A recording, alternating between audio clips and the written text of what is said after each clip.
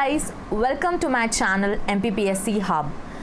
जैसे कि आपने मेरे पुराने वीडियोस में MP हिस्ट्री ज्योग्राफी के प्रीलिम्स नोट्स देख लिए थे, तो इस वीडियो में हम बात करेंगे अब science that is unit 7 and electronics unit 9 और पॉलिटी और इकोनॉमिक्स वाली यूनिट की, which is I think it's unit 6। Okay, so ये आप देख सकते हैं कि ये मेरे यूनिट 9 और यूनिट 7 मैंने ये नोट्स अपने खुद के बनाए हैं, और फिर मैंने क्योंकि नोट्स इधर उधर मिसप्लेस ना हो तो मैंने उसका स्पायरल करवा लिया है।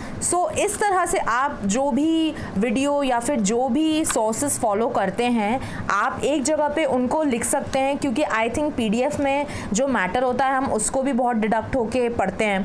तो जो अगर हम उसको लिख लें एक जगह पे तो वो हमारे लिए बहुत ही ज़्यादा इजी हो जाता है। When the that is near तो हम उसको रिवीजन जो है वो जल्दी दे सकते हैं। ओके, ये मेरे यूनिट 7 और यूनिट 9 के नोट्स हैं।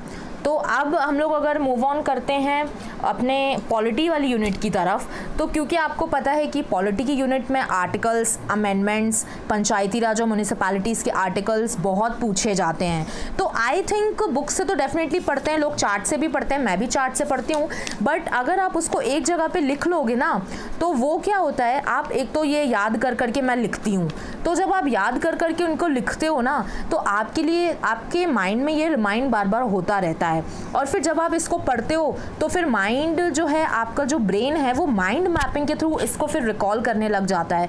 तो ये मेरे हिसाब से बहुत इजी तरीका होता है, और सिनॉप्सिस होते हैं वो डेफिनेटली हमें एंड टाइम पे, जब आप ऑब्वियसली जब प्रीलिम्स की जो डेट है वो अगर मतलब 3-4 दिन पहले हो और अगर आपको सारी चीज़ें एक साथ रिवीजन देनी हो, तो मेरे ख्याल से ये जो सिनॉप्सिस हैं आपके, ये उस टाइम पे मेजर रोल प्ले करते हैं, क्योंकि उस टाइम पे आप लक्ष्मीकांत तो खोल के देखोगे नहीं, है ना, स्पेक्ट्रम खोल के देखोगे नहीं, तो आप अपने नोट्स ही पढ़ते हो, तो उस टाइम के लिए ये नोट्स हमारे काफ़ी बेनिफिशियल होते हैं। तो इस बार जो है वो एक्ट्स को हटा के एक नई यूनिट ऐड करी गई है, विच इज़ कमीशन। तो आप कमीशन को इस तरह से मतलब चार्ट वाइज प्रिपेयर करके तैयार रख सकते हो, क्योंकि मुझे क्या है सीक्वेंस वाइज मूव करने की थोड़ी सी हैबिट है। तो इस तरह से आप याद कर सकते हो, अगर CAG then UPSC then election commission, ये जो बॉडीज़ हैं तो इनके ईयर वाइज आप लिख सकते हो पूरा कि किस ईयर में कौन सी बॉडी पहले आई है, तो उससे आपके लिए बहुत ही ज़्यादा ईजी हो जाता है। तो इस तरीके से मैंने जो है सब चीज़ें बॉडी जितने कमीशंस दिए हुए हैं, मैंने हर एक कमीशन को एक या मुश्किल से 2 पेज में पूरा वाइंड अप कर दिया है, और जब पेपर मतलब रहता है PSC का तो मैं इसी चीज़ को बार बार रिवीजन देती रहती हूँ। Okay, so this was my commission. और अब हम लोग इकोनॉमी की तरफ मूव ऑन करते, तो आप देख सकते हैं कि इकोनॉमी में Indian economy, industrial development and foreign trade, import and export, financial institutions, RBI, nationalised banks, SEBI, national stock exchange and NBFCs।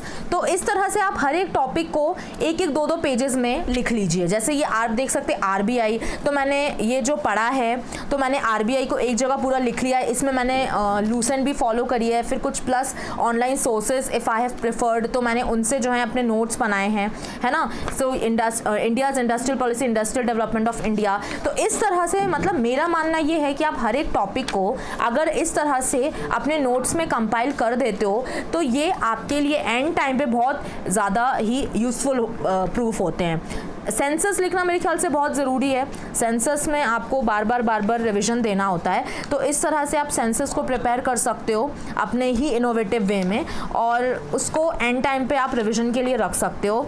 So yeah guys, so this was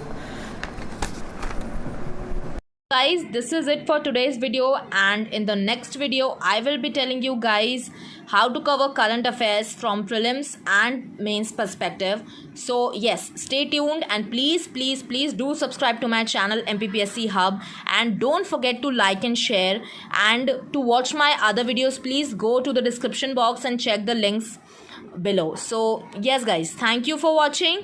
जय हिंद, जय भारत, खुश रहिए।